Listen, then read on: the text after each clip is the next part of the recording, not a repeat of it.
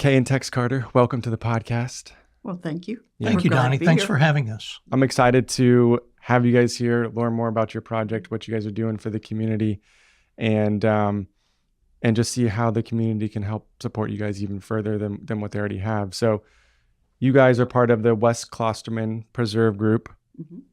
Mm-hmm. Let's start at the beginning. Like, how did this start? Where did this idea come from? And kind of like and then we'll kind of, jump into like, where is it going and the future of it? Okay, you want to talk about some of our early days? Okay, I'll start. In about December of 2019, the school board was faced with a decision to go ahead and sell this piece of property that we now call the West Klosterman Preserve. They had this property that they'd had for 30 years, and they were not going to use it for any school purposes, and the state kind of said, if you want money from us, you're going to have to liquidate these properties that you have that, can bring you some funds. And so they put it up for sale, and their property real estate people, I don't know how they do that, but however they did it, there was no sign on the gate. There was no indication that it was being sold. So the neighbors didn't know it until one day in January when there was some commotion. There were people over across the street. One of the neighbors saw it, went over there and said, "What are y'all doing here?" And they said, "Well, we're about to sell this property." And he went home and he made up a bunch of flyers and went out to the neighbors and said, "We got to stop this. This is property that's been connected to the Mariners Point Management Area, which is a preserved piece of property that it shares a border with." And so they had a big meeting of the neighbors, and they got together and they were ready as a grassroots group to go to the school board and say, "Don't do this," and be a bit confrontational. Tex and I kind of got involved, and I said, I agree with this, but I don't like the confrontational way. Sure. So if I want to be part of it, we're going to have to do a more collaborative approach. And kind of from that initial, they had already gone to the school board once and, took a very confrontational approach. And it didn't work. It didn't work. And surprise. And so COVID hit at that time, and things were changing because of that. And we took a very small group and we formed a 501c3 and started working with them on a more collaborative way, trying to show them that we were serious, that we had good reasons for not wanting this particular piece of property developed, because that was the plan, was to come in and bulldoze it and build a bunch of condos, which would have gotten rid of all the wildlife and the flora and fauna that are there. You want to come in? I think I'll try. The background, as Kay explained, is that the bidding for the process was really only open to developers who were planning to build condominiums, and that was the stated purpose for their bids. Their proposals came in around $3.3 million. Okay. As we started meeting with the school board and learned more about the property and its history, we realized that they hadn't done anything to improve it for 30 years that they had owned it. And prior to that, it had never been developed or really changed from what it was in original nature. So it was very much a part of the same ecosystem as the Mariner Point Management Area. Together, the animals and trees that lived on it considered it to be one piece of property, and they didn't care about the fences. We met with the school board. I'll just interrupt a little bit. Okay, go ahead. The Mariners Point Management Area is actually the lowlands of this, and this particular property is the upland, more upland section. So for a complete ecosystem, it was perfect. Yeah. The habitat of the animals and things on the uplands would use the lowlands, for their food supplies. And so, it was going to change it. Taking that away, like, really destroys what's already preserved. Exactly. Correct. Yeah. Exactly. Correct. It would have serious impact on the preserve that was already there. Yeah. And it would, of course, disappear as a preserve on its own, which it had been functioning as a preserve. We met with the school board and discussed the nature of the property and the nature of the preserve and the fact that it was adjacent to that other preserve. And early on, we were seen as, who are these guys? A small group of neighbors, NIMBYs, not in my backyard type people who don't want us to develop this property. Yeah. But as we communicated with them And we really developed some converts within the school board themselves, people who did want to respect the environmental value of the property and the environmental value of that overall area. And so we, one by one, converted school board members to supporters. Nice. And really created with the school board business team the idea that we were a viable entity, because we went from, call it a dozen early supporters to over 1,000 people who had donated or voted or somehow expressed support for us. Mm-hmm. And that had some meaning for the school board themselves. They saw us go from being a small group of neighbors to a 501c3 with registered charity capability Mm-hmm. and recognition by the Internal Revenue Service in the state of Florida that we're a real entity. Yeah. All of that came together to help us acquire donations, acquire support, and then start working with other agencies to try to raise money. The original offer from the developers to the school board was a $3.3 million offer that they were very close to coming to a contract on and letting loose with the bulldozers. Wow. We got literally the contract was signed by the developer and not signed by the school board. When we Wow. had our first successful meeting with them where they said, wait a minute, maybe you make sense. Yeah. And so they agreed to, one, discount the price from $3.3 million to $3 million. And they still had to raise the money because that's what's required by law Sure. for an asset. They can't just donate it. The $3 million price was agreed, and they said, and we'll give you a year to raise that money, and we'll tell the developers to go away and stand by, and if you're not going to be successful, we may invite them back. So they did create a 1-year time frame for us to raise money. During that year, we went from being a startup charity to having raised enough money and developed enough presence in the community that the school board at the end of the 1 year said, you know, you guys are credible. This is a project we want to do.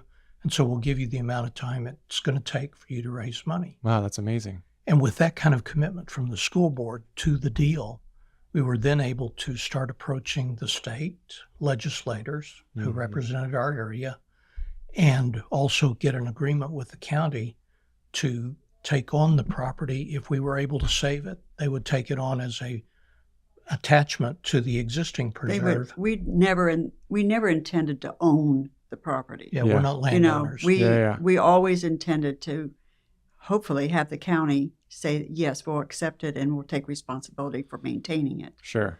It's, a low maintenance type property if it stays as a preserve, and it's a minimal, amount of investment in Acreage, their right. time and Yeah, effort yeah. if it's a low impact park. But, our first desire would be for it to maintain as a preserve. And then if it's necessary in order to, save it, to have it be a low impact park, then, we're kind of okay with that. But Yeah. our first desire is to really just keep it as a preserve so that, the habitat is there. It's something, for Tex and I, we retired here in 2019. We had our place and we had been coming back and forth because we have 4 grandsons here. Okay. And You guys had just moved to we Florida. had just Yeah. moved here permanently when this all started happening, which I guess was good because, when you first move someplace, you have more time than once you're already involved in everything. Sure. So we have devoted a lot of time to it. But I don't know where I was going to go with that. Well, one. I'm I sorry. think what's interesting is like what you guys are doing is the parks that we do have already, Right. like John Chestnut Park, Right. Fall Springs Park. Like that's how those parks are preserved and those parks are theirs because Right. people, 50, That's 60, 70 true. years ago said, no, this is right. land we want to save. That's right. Right. So it's pretty cool. And it's valuable for It's county, the valuable. residents, Exactly. the wildlife, all of it. Right. Yeah, Kale And so the talked. county has come along and they, we're going to jump now if I get into the county because today they have Well, let me voted. close that Okay, gap. okay, I'll let 'Cause, you. So as I said earlier, we got the commitment from the school board that we could go ahead and pursue this piece of property and the overall objective of creating a preserve, and they would give us time to do it. So then we started working with state representatives and actually got an allocation of $3 million in the state budget 2 years ago. Mm-hmm. The $3 million was approved by the legislature but then it wasn't funded by the government. Mm. And so we had $3 million. We were wildly happy. It was vetoed. And then it was vetoed and Oh, taken man. out of the budget. We had a second attempt by the legislature to help us fund the project, and they provided a $2.5 million allocation in another fund that the state had. And around Hurricane Idalia, a lot of that money got shuffled around, and we ended up losing our $2.5 million. So we've actually raised $5.5 million for our $3 million commitment, but we Yeah. don't But we have don't have we it. don't have that money. No. What we do have, and so this is the credibility and the support that we got from the school board, from people at large, and then from the state representatives themselves, all has come together in a way that the county has said, okay, we get this, we're going to help. And so what Kay was about to say is that the county in August of this year approved a $1.5 million, August of last year, approved $1.5 million to make half of the purchase price of the property available to us. And so that $1.5 million has been approved. It's already funded And that's from the county. from the county. Wonderful. And so that leaves us with remaining $1.5 million to raise. Where we are financially for this project, and Kay will talk to you in a minute about other slices of paradise that we might do in the future. Mm-hmm. But where we are with this project is that we've got the $1.5 million commitment from the county. We have a little over $750,000 in donations and commitments from private donors, people like Okay. you and me, Yeah. okay, who put up money or offered to pledge money, including a young retired school teacher from Pinellas County who put up $35,000 Wow. of her own Wow. for a matching campaign. And we have a great picture of her on our website hugging a tree. So you got the Sally McConnell doing that. And visiting the website is pretty interesting because it gives the whole history that we've been trying to describe. Yeah. And there's a lot of cute pictures of kids and little old ladies and people like us who have all come together to try to create the project. Mm-hmm. The county has committed its $1.5 million. There's no deadline on matching it. So we have to go from where we are today, about 780, up to raising $1.5 million. And so we've got a deficit today of 720,000. Mm-hmm. People like you helping with your podcast, people helping in other ways. We want to continue to reach out to the community and raise the rest of that money. And then we'll create the WK Preserve, and it will then become county property to operate and maintain as a preserve for the people of Pinellas County going forward. Do you guys have a deadline or a goal, like when you would like to have that money raised by?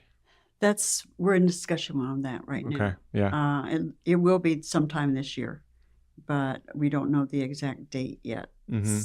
Hopefully we'll know that in the next month, Yeah. what that actual deadline is, but it will be this year. Now that we have the commitment from the county, it is a lot easier to approach large We're hoping, donors and yeah. say, True. Yeah. this is a project that you can actually give to and feel reassured that it's going to be completed. Yeah. It's going to happen. And that's something that's going to make it happen. Yeah. Yeah. I'm sure there's like a comfort level for that when people are donating. Like this is legitimate. Yeah. And as an organization, we intend to continue this. Pinellas County is, as everyone knows, the most densely populated county in Florida. And there are still a few, not a whole lot, of areas similar to this one that have real environmental value and shouldn't be developed. We're not opposed to development. I don't want to, Mm-hmm. give that impression. But we are very much interested in trying to maintain some of those environmentally sensitive, environmentally important few pieces of property that are left in this area. And hopefully, if we are successful, we can go on to other areas. I kind of see this starting to happen in Pasco and in Hillsborough counties, Yeah. So you can see it happening. So take me back to like your background, like before you guys moved here, like, do you guys have any experience, like, opening up a charity, a business like this? And like, what did you guys do before? We've learned a lot here. We've moved around the world in our 50 plus years of marriage, and I've started a lot of organizations, but never an environmental organization, and Okay. never a 501c3, but worked with a lot of volunteers. So Okay. that has helped us. Mm-hmm. Tex has worked in industry and done a lot of contract work, and so that's helped us. Mm-hmm. We have people who have come along. We have, a social media person, and that's what she does. Everything we do is all volunteers. So our expenses are extremely low Mm-hmm. for an organization, because essentially it's what it costs us to run our website, what it costs us to carry the insurance that we have, or Mm-hmm. do the filing fees that we have to pay for. Mm-hmm. But there's nothing that any of us, we don't get any money out of it. Right. We put money into it. Yeah, sure. So we've had wonderful people come along and offer their services and offer their expertise to help us along the way. We do have a great team, and it's people who live in South County, St. Petersburg, people who live in Tampa, people who live in Tarpon Springs and Oh, Dunedin. cool. So people all over the county have come together around this goal of Not only that, we've environmental had people who preservation. live out of state that have Oh, helped wow. us and been with us. So Our biggest donor is a $250,000 fund that's based in Indianapolis. That's Yes. amazing, right? But yeah. he used to vacation here when he was a kid. He loved Florida, and he loved what Florida environment looks like. Yeah. And so he said, my family foundation is going to challenge the rest of you guys down in Florida.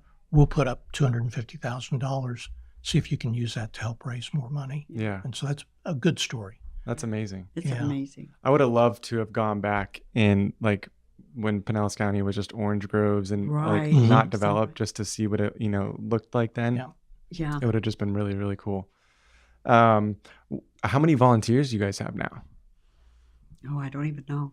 So hardcore volunteers, probably 30 Yeah. or 40 And are people. they- These are people who show up at events and Okay. man our table and our tent Mm-hmm. and solicit donations. Mm-hmm. We have a professional sponsorship program where we have a few people who go out and meet with businesses and companies and say, would you like to put our logo in your window, and would you like to have some brochures?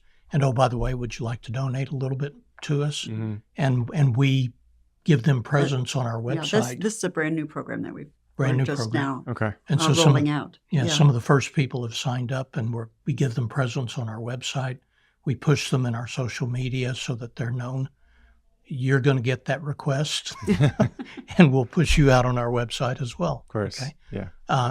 But the idea is that the group is growing, and it's growing not just around the West Klosterman Preserve, which is the first project, but around the idea of environmental preservation for Pinellas County. Mm-hmm. And as then, Kay, yeah, as and Kay beyond. said, saving the small slices of paradise that Mhm. still exist. Mm-hmm. Why is this important to you guys? It's important for the next generations. Yeah. We're in our 70s. It's not going to really impact us, Right. but it's going to impact our grandkids Mm-hmm. and the future generations. And we're responsible for that. If we don't leave them the opportunity to have what we had, then we've done a poor job. Mm-hmm. We've lived and worked in places like Saudi Arabia, Thailand, other parts of the country here, Chile. And as we've moved around the world, we've seen the difference that a good, solid environmental attitude in the public makes versus the extreme overdevelopment that you find in places like Tokyo or Taiwan. Mm-hmm. And we want to maintain that level of environmental, sustainable development for the areas where we live and where we can make a contribution.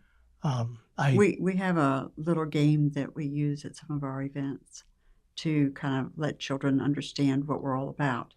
We line up 2 jump ropes and far enough apart that a child can't jump from one side to the other. And we ask them to pretend to be an animal of their choosing and get from where they're standing on one side of the jump rope to the other. Mm-hmm. And because that's where their food supply is going to be. And they'll go, we can't get that far. And then we take a couple of hula hoops and we lay them on the ground and we say, okay, can you jump from from where you are to that hula hoop and then to that other hula hoop? And then can you get there? And they're like, yeah, we can do that. We can do that. And that's kind of what we're trying to do. We're trying to save those little slices of paradise, those little things that allow the environment to continue, because you've got the resources for the plants, the animals, the insects, everything they can get from one to the other to be able to be sustainable. Mm-hmm. And so I think that it's a good example of what we're trying to do. And I think it's a good idea too, like, or a good thought. It doesn't take much, right? Like you don't need hundreds of acres to preserve. Like you can just Right. preserve these small little plots of That's right. land that we still have, and it still makes a huge impact for the community. Right. Yeah. We've got the Florida Wildlife Corridor, which is an amazing project Mm-hmm. and is really important. But this is deemed at these little slices of land that are just as important, and especially in these areas where it's so densely populated. Mm-hmm. And to Donnie's point too, one of the things that is the case is that a small piece of property may not attract the same attention and the same support as, like you said earlier, Mhm. Wall Springs or Brooker Mhm. Creek, some of the larger places.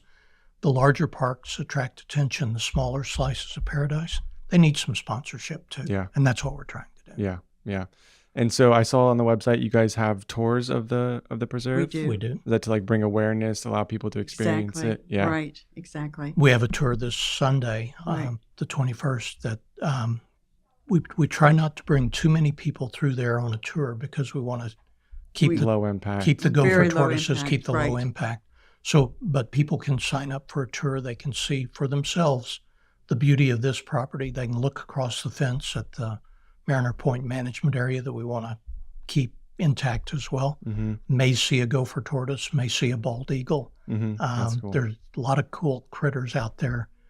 Definitely you'll see gopher tortoise holes because there There's hundreds a lot of them. there. Is there really? There really yeah. are. Wow. Oh, so many. and a lot of wildlife. And as you go through the season, you can see different flowers and different plants, and then you see the upland nature of the property is where the Florida rosemary, which is an endangered species. We have one of those guys on our property. We have giant air plants, which are a threatened species.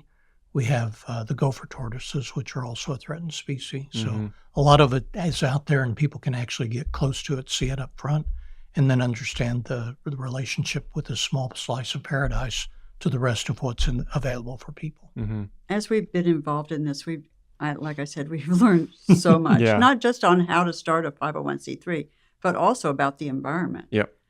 Things that I never really thought about. People our age, we just really were not as aware of the environment as we needed to be. Mm-hmm.